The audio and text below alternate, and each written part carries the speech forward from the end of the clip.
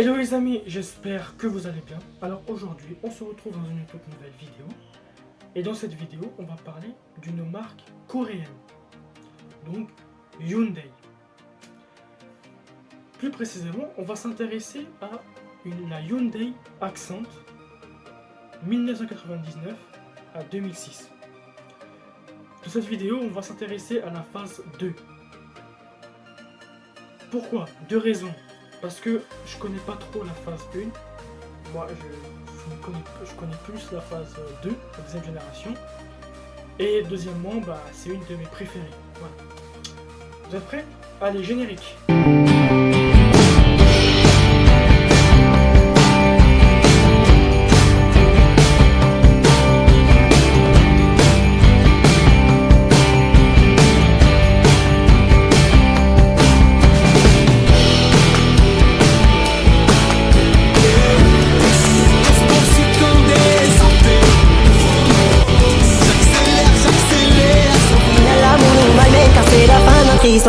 نسيتي اللي عشنا نسيتي في خطرة كنت نفكر فيك انا وياك وليل ونهار كنت نموت عليك الا رجعتي غيري ما تبكيش بونسي كو نو دو عمري سيتي بور توت لا في نسيتي اللي عشنا نسيتي في خطرة كنت نفكر فيك انا وياك وليل ونهار كنت نموت عليك الا رجعتي غيري ما تبكيش بونسي كو نو دو عمري سيتي بور توت لا في نسيتي اللي عشنا نسيتي في خطرة كنت نفكر فيك انا وياك وليل ونهار كنت نموت عليك.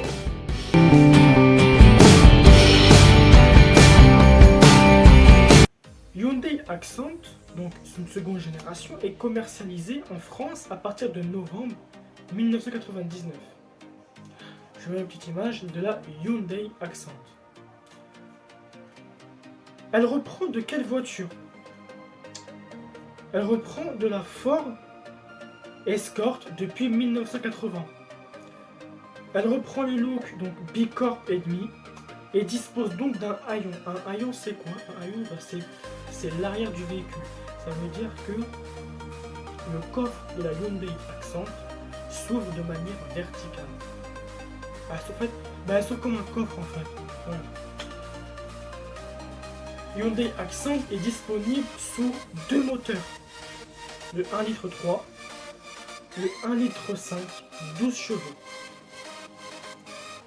Et de deux carrosseries, donc on avait soit en 3 portes, soit en 5 portes. Donc 3 portes, donc 2 devant et le coffre. Et la 5 portes, 2 devant, 2 derrière, plus le coffre. Voilà. Alors, les différentes phases, justement, je vous avais dit avant le générique.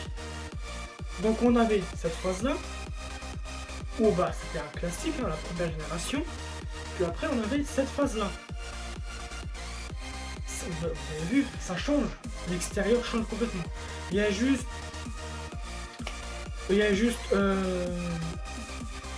les feux qui changent, la calandre et c'est tout.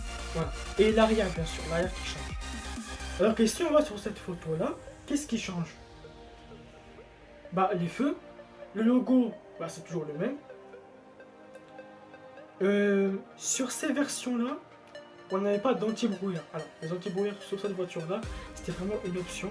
Ou alors, les personnes les rajoutaient en plus. Bon, c'est pas très très beau. Sinon, la taille des roues ne change pas, c'est la même. Et en fait, on a juste l'avant qui change, c'est tout. On a juste l'avant qui change. Voilà. Mais, comme je vous ai dit, on va s'intéresser à cette voiture-là, à cette Hyundai Accent. Pourquoi? Parce que c'est une voiture que je connais, mais vraiment beaucoup. Donc, cette Hyundai Accent, que je vous ai dit, c'est une voiture africaine. Pourquoi une voiture africaine? Car la voiture qui est juste ici, c'est une voiture coréenne. Une voiture que Hyundai a vraiment inventé. Celle-ci, une voiture algérienne, marocaine, tunisienne. Pourquoi? Parce que les Africains ont décidé de créer leur propre voiture Hyundai. Donc ils ont créé celle-ci. Il n'y a pas qu'en Tunisie, Maroc et Algérie. Hein. Il y a aussi en Arabie Saoudite, il y en a aussi en Jordanie, enfin, dans les pays musulmans, les pays du Maghreb, enfin, les pays d'Afrique, quoi, si vous voulez. Donc c'est ça. C'est pour ça que je m'y connais le plus, parce que étant donné que je suis algérien, et pratiquement tout l'été, tous les ans, bah je les vois, et en même temps, bah c'est mes photos préférées, quoi. Voilà. Sauf que il y a quelque chose qui change. Quelque chose qui change au niveau de ces voitures-là. Les voitures africaines et les voitures Hyundai de la France, ça veut dire que les voitures qu'ils importent de l'Afrique à la France ne sont pas les mêmes. Les différences entre ces deux voitures-là, c'est que c'est au niveau du logo. Les voitures africaines ont un plus gros logo. Je vous mettrai une petite image. Ont un plus gros logo Hyundai. Alors que les voitures françaises, Accent, ont un petit logo mais qui est placé sous la calandre. Voilà. Donc, dites-vous que si vous voyez une Hyundai Accent avec un très gros logo, c'est une voiture africaine. Si vous voyez une voiture Hyundai Accent avec un petit logo, c'est une voiture coréenne en fait. Voilà, c'est tout. Parce que pourquoi celle-là, c'est la vraie voiture coréenne. Pourquoi? Parce que dans cette voiture-là, regardez bien le logo, il est tout petit. Avec celle-là, c'est petit. Donc les deux, c'est une voiture coréenne. Les voitures africaines, ils ont un plus gros logo. Voilà. Le plus gros logo, il est relié à l'ouverture du capot. Voilà. Donc maintenant, si vous voulez bien, on va parler un petit peu du moteur du véhicule. À la base, c'est une énergie de type essence. On avait du diesel. Oui, mais sur ce genre de voiture-là, c'était vraiment très rare. Parce que Hyundai était vraiment pas fan du diesel. Pourquoi? Bah, vous en doutez, la pollution. Donc franchement, c'est vraiment un très bon gain pour cette marque-là d'avoir privilégié leur voiture en essence plutôt qu'en diesel. Et ça, franchement, ça sauve la planète. Une puissance maximale de 82 chevaux.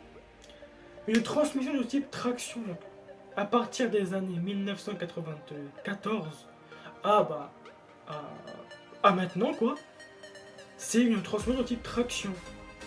Une traction, c'est quoi? Je vous mets la définition là, si vous l'avez oublié, mais je pense pas, parce que vous regardez mes vidéos tout le temps, parce que je suis un peu une star, un peu.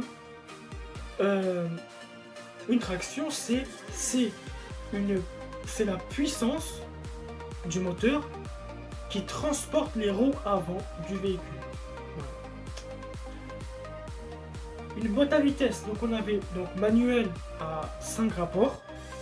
Donc quand vous voyez une Hyundai Accent, c'est vraiment à manuel, c'est vraiment 5 rapports. Vous ne trouverez jamais une Hyundai Accent manuel à 4. Là franchement c'est vraiment que c'est une fausse. Mais c'est 5 rapports.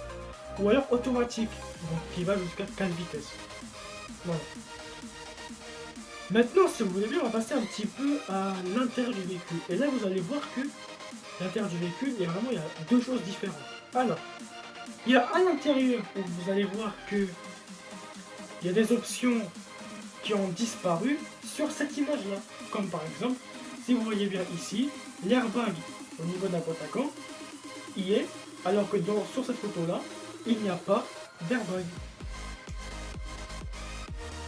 Au niveau des portes gobelets, regardez bien, ici il n'y a que 2, alors que sur celle-là, c'est relié en un seul, il n'y a pas d'espace, il n'y a pas de séparateur. Voilà.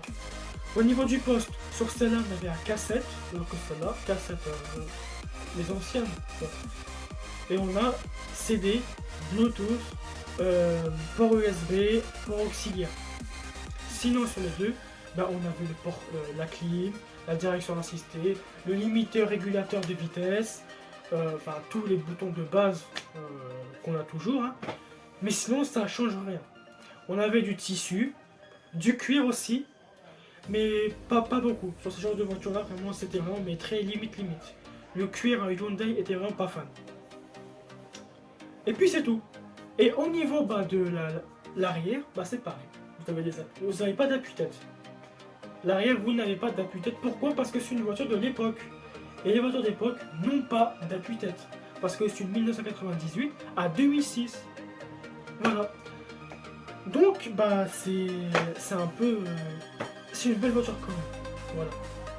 Donc, c'est une voiture assez grande. Enfin, quand même pour sa dimension, pour une dimension comme cette voiture-là. C'est une voiture grande, une voiture compacte, une voiture légère aussi, une voiture très facile à conduire. Et franchement, pour un jeune conducteur, ça vaut le coup. Voilà. Donc les amis, c'est terminé. Cette vidéo est terminée. Donc n'hésitez pas à vous abonner, liker, partager, faites ce que vous voulez. Et moi je vous dis à la prochaine.